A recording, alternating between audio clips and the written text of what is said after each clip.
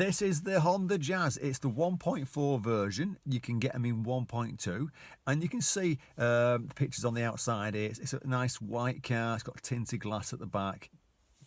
It's got a nice shape to it, and the Honda Jazz, they've been going now for nearly 20 years, I reckon, so you can pick up a good second-hand one really cheaply, but this is a 2015 version, so it's a nice decent first car if people are looking for them. Very reliable. I remember going to the Honda service garage and asking them how many miles I'm going to get out of an engine. Now, at the time I had the 2012 Honda Jazz, because I've had a few of them now, and that's how quite happy I am. They're actually quite good. And they said to me that they reckon they're going to get 2,500 miles out of an engine. Okay, obviously you're going to get wear and tear, so you're going to have tyres in there, you're going to have to replace, and possibly shock absorbers and so on. So 2,500 miles, I said. Wow, I was really surprised. Now, my last Jazz, I sold it on, because people say, oh no, you're not going to get that many miles out of it. I sold my last Jazz 195,000 miles out of it, and I sold it on. And this one here now, I've had this one for a year, and it's done 78,000, I think, something like that.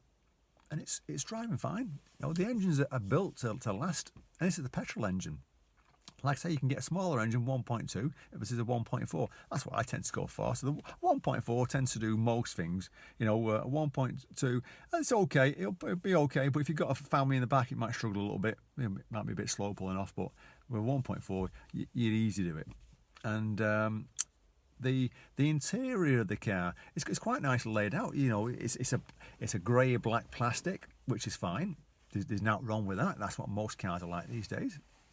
The stereo in the middle is quite easy to see, and the steering wheel and dashboard. The steering wheel's a leather steering wheel on this version, but you can get of different cars, different versions. And the dashboard, you've got a nice layout, nice simple. You've got your rev counter on the left, speedometer, and the petrol gauge on the right. So there's nothing complicated about the Jazz. It's actually really easy to use. And on this version here, on the steering wheel, I've got lots of control buttons for the computer, for the cruise control, for the stereo. So it has lots of features in the Jazz. And looking round the car, there's loads of windows in the car. It surprises me. It gives you that airy feeling, so you get lots more space, because it's only a supermini. It's not a big car. It's like I say, it's the size of probably a Fiesta. You know, the length and width of it. And it's got lots of windows, which makes you feel as though you've actually got lots of space. So it's quite airy. And on it's a 5-door one. On this version here, I've got electric windows on all 4 windows, and it's also got a window lock, so if you've got kids in the back, you don't want to open the windows, you can lock that one. So it's quite a nice little feature to have. It's quite an easy car to drive, like I keep saying to you, because I want you to realise that it's dead easy to drive. There's nothing complicated about it. And it was quiet, you know. So engine's on now, and there's not a lot of sound coming off it. Lots of people, when they get in the car, they say to me, is it electric, this car? I said, no, it's just a normal petrol car. It's only when you're kind of going at a faster speed you can hear the engine a little bit more. But it's actually a really quiet car to drive. And driving around town, I'm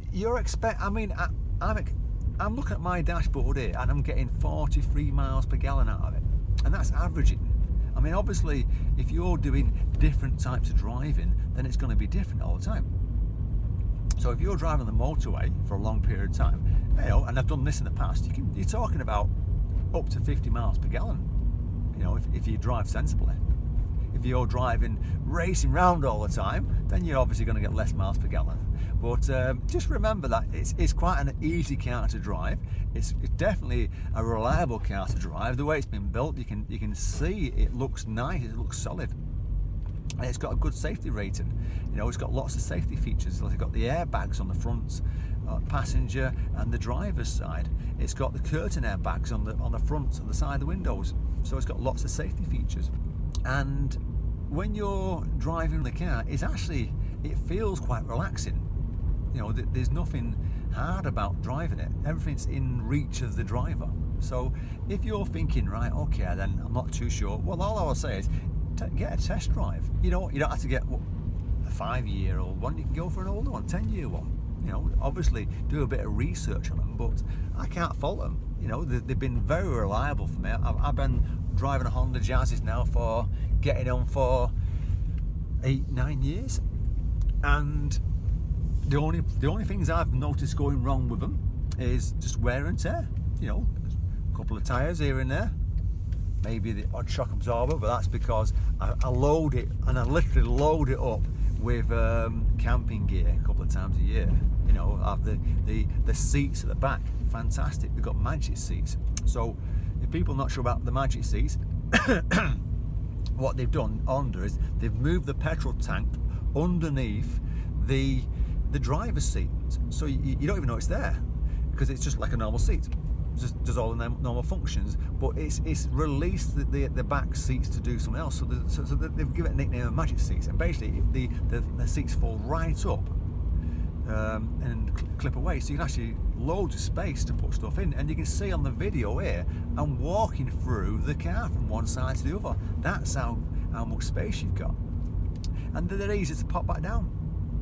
Now, if we look at the boot, it doesn't look big, but it's actually quite big. I've got 2 good sized suitcases in there, plus a few bags on top, so there's nothing small about it. And when you fold the back seats forward, it releases loads of space. It's unreal how much space I've got in it. So there's actually a lot more space than you think. And in the back of here, I've got 3 seat belts, 2 standard seat belts, and you've got also the seat belt that comes down from the middle passenger, clips in place. But if you've not got a middle passenger, just it clips out the way, so it's not in your way at all. So they've thought about everything, really. So overall, I'll definitely say go for the Honda Jazz, give it a try. You know, there's nothing bad about it. I actually quite like the Honda Jazz. It's an easy car to drive. So good luck on your car research, and I'm hoping this helps you with your research on Honda Jazzes.